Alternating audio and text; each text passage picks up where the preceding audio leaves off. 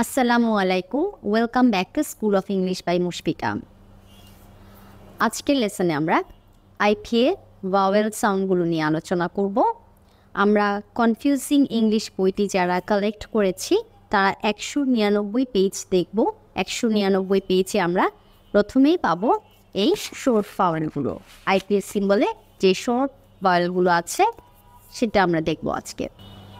প্রথমে যে সিম্বলটা আছে সেটা হলো এ। তাহলে আমরা ভালোভাবে সাউন্ডটা খেয়াল করব। এই যে এই সিম্বল থেকে আমরা যে সাউন্ড পাবো সেটা হবে এ এ এ।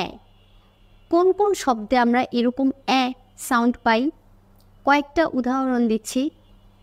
এখানে একটি শব্দ আছে SAT। এটার উচ্চারণ করার সময় বলতে হয় স্যাট স্যাট স্যাট। তো এখানে আমরা আইপিএ সিম্বলটা দিয়ে খেয়াল করি এ টা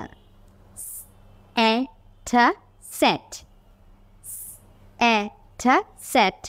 ঠিক আছে, তাহলে এই এখানে আসছে এ সাউন্ড এ। তারপরেরটা আমরা দেখি এই এনটি। এটা আমরা জানি অ্যান্ড অ্যান্ড যখন আইপিএ সিম্বল দিয়ে লেখা হয় এ ট অ্যান্ড এ ট অ্যান্ড। এরপরেরটা এই CCESS। এর উচ্চারণটা কি হবে অ্যাক্সেস অ্যাক্সেস অ্যাক্সেস। তাহলে এক এক অ্যাক্সেস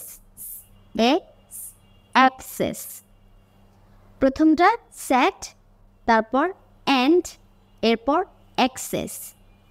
এরপরের আমরা একটা সেন্টেন্স দেখব, যে সেন্টেন্সে আমরা অ্যান্ড সাউন্ড পাবো। A rat sat on a mat. A rat sat on a mat. তাহলে এ এ এ rat rat rat rat at sat at mat. A rat sat on a mat. এখন আমরা সেন্টেন্সটাকে আরেকটু লং করতে পারি। A fat rat sat on a mat. মোট কথা এই symbol থেকে যে সাউন্ডটা আমরা পাচ্ছি সেই সাউন্ডটা হবে এ এ। I wear my hat hat hat।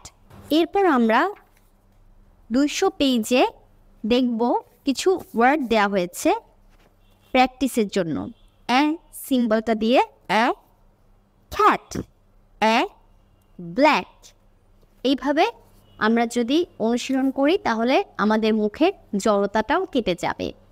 কারণ ইংরেজি উচ্চারণের ক্ষেত্রে এই আইপি সিম্বল জানা থাকলে আমরা বুঝতে পারবো কখন কোন সাউন্ডে কীভাবে উচ্চারণ হবে।